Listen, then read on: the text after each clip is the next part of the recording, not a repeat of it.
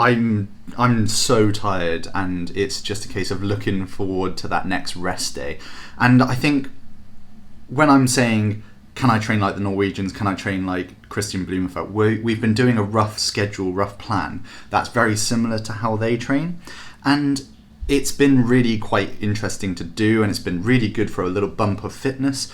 I don't think that it's sustainable for me. Like, it's taking a bit of a toll on my body and just like physical tiredness and like mental tiredness and fatigue. I don't think the heat has helped, but in the grand scheme of things, I think it's done really well for my triathlon in the past like 3 or 4 weeks in the lead into the Commonwealth Games.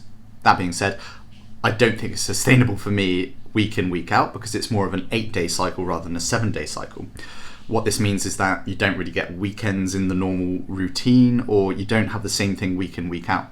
And that's not conducive to like day-to-day life or work or family, etc., etc.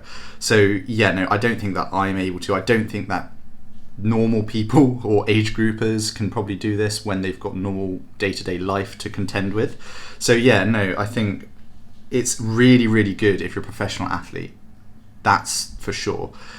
I just think that now that I'm tired and fatigued and just hanging on for dear life, like on the ride just now, I was absolutely like pooped and I just had to hang off the back. I took a bit of video to try and put on the vlog, and yeah, just had a time out for myself because I didn't really want to talk to anyone. Like, it was one of those where I was being dragged around a little bit. I wanted to do my own thing. I couldn't be asked with the small talk just because mentally I was just fried. Again, don't think the heat helped with this because of recovery in between sessions wasn't ideal.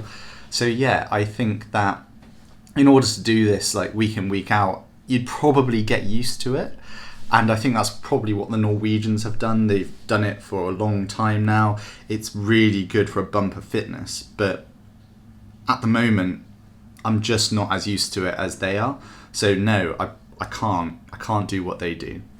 That being said, I'm really used to doing the 28 hours a week that I do week in, week out, whilst working, whilst running the business, and whilst doing YouTube. So yeah, I know that I can tolerate volume. I just don't know about the increase in the moderate sort of intensity and the schedule, the change in schedule, the 4-day schedule rather than the 7-day schedule, or the 8-day schedule instead of the 7-day schedule, just doesn't quite work like for me personally. And I don't think it would work for the like average Joe in terms of, again, the age grouper who has a work life weekend to contend with. I don't think you can quite manipulate the week to work in that way. Kristian Blummenfelt, Gustav Eden, yeah, they're full-time athletes. They can do this week in, week out. They don't have anything else to juggle. Again, I don't think they do this throughout the whole year. Like, it's still not sustainable because it is really quite intense. It's quite fatiguing on the body. So yeah, no, it's just really important to manage the load correctly and make sure that your body's actually recovering in between on the rest days, and really tone down those rest days so that you can actually do the full program. What does this look like?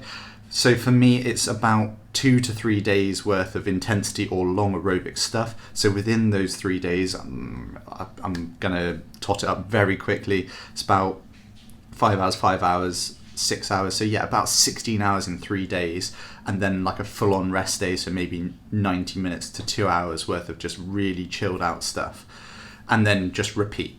So yeah, it's in 8 days, you're doing what, 34 hours of training, which is a lot.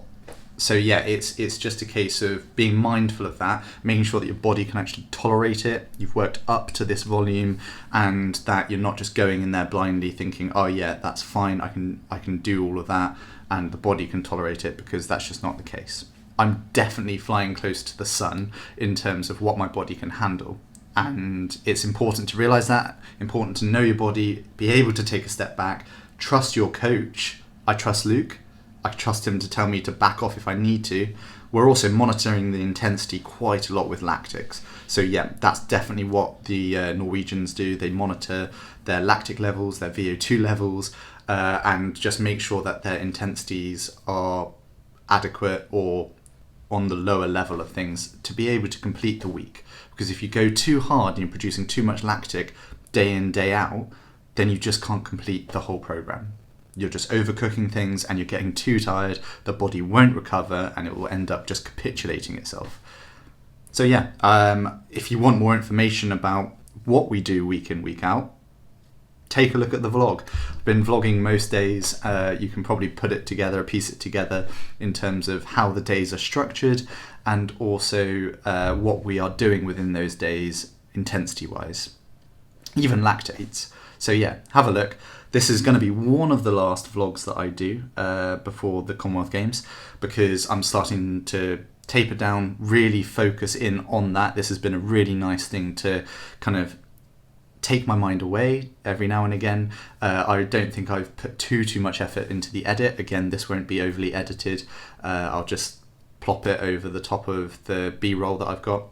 And yeah, I don't think I'm going to do too many more videos before the actual games themselves. Next week is going to be all about focusing on the race, going to the village, taking in the experience, and yeah, performing the best way possible. I might do 1 or 2 videos this weekend and like schedule them for next week, but yeah, keep your eye out for them. And yeah, let me know if you have anything more you want to see in that meantime or afterwards, and post-race reflections, etc, etc. Thanks for watching all the vlogs so far, and hopefully I'll catch up with you again in a few weeks' time after a little holiday after the games to reset and then go again in a slightly different venture. So yeah, thanks for watching, and I'll see you soon.